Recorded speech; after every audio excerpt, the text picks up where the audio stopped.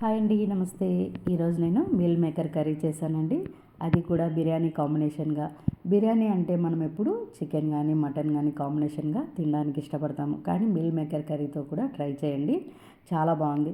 నేనైతే first time meal maker curry చేశానండి. Taste చాలా బాగా వచ్చింది.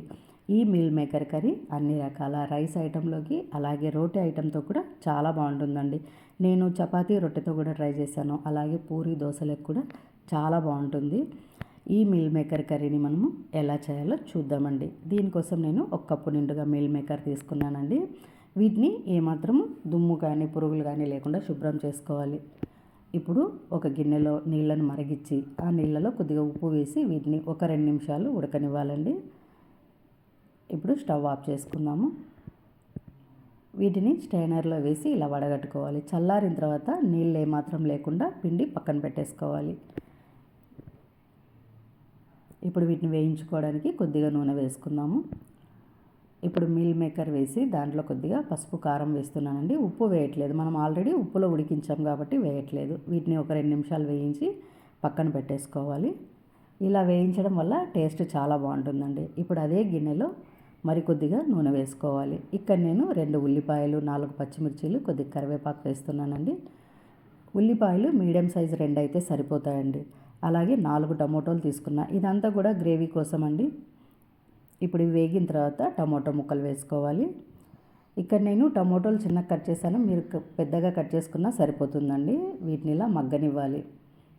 మనం ఇలా గ్రేవీ కోసం మగ్గనిచ్చేటప్పుడు మీరు దీంట్లో జీడిపప్పు కానీ పల్లీలు కానీ వేసుకున్న గ్రేవీ చాలా రుచిగా ఉంటుంది. నేను జీడిపప్పు ఇక్కడ వేయట్లేదు, చివర్లో పొడి వేస్తానండి. ఇప్పుడు ఇవన్నీ బాగా మగ్గిపోయాయి. చల్లారిన తర్వాత మిక్సీ జార్లో వేసి పేస్ట్లా చేసుకోవాలి. ఇప్పుడు దీన్ని స్టవ్ ఆఫ్ చేసి చల్లారనిద్దాము.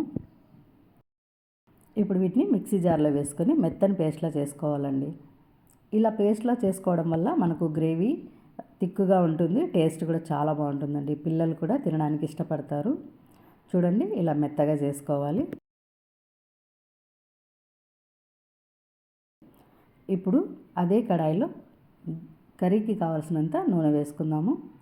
ఇప్పుడు దీంట్లో చెక్క, యాలకు, లవంగా వేస్తున్నానండి. ఇప్పుడు దీంట్లో ఒక 1/2 టీ స్పూను అల్లం వెల్లుల్లి వేసి పచ్చివాసన పోయే వరకు బాగా వేగనివ్వాలి.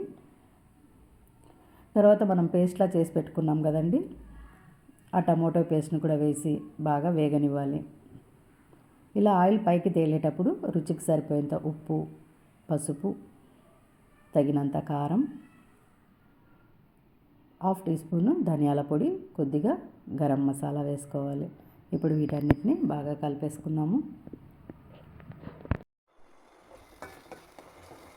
ఇప్పుడు ఇవన్నీ వేగిన తర్వాత కస్తూరి మేతి వేసుకోవాలి. ఇలా మెత్తగా నలుపుకొని వేసుకోవాలండి. ఇప్పుడు మనకు నీళ్ళు ఎన్ని కావాలో చూసి వేసుకోవాలండి. ఇది మరీ లూజ్గా ఉంటే బాగుండదు కాబట్టి కొన్ని నీళ్ళు వేసుకొని ఒక 2 నిమిషాలు ఉడకనివ్వాలి. మనము ఈ మీల్ మేకర్ కర్రీని చాలా ఈజీగా తయారు చేసుకోవచ్చు అండి. ఇది ఉడికిన తర్వాత మనం వేయించి పెట్టుకున్న మీల్ మేకర్ని దీంట్లో వేసుకోవాలి. చివరిలో నేను ఇక్కడ జీడిపప్పు పొడి వేస్తున్నానండి. ఇది వేసుకోవడం వల్ల కూడా టేస్ట్ చాలా బాగుంటుంది.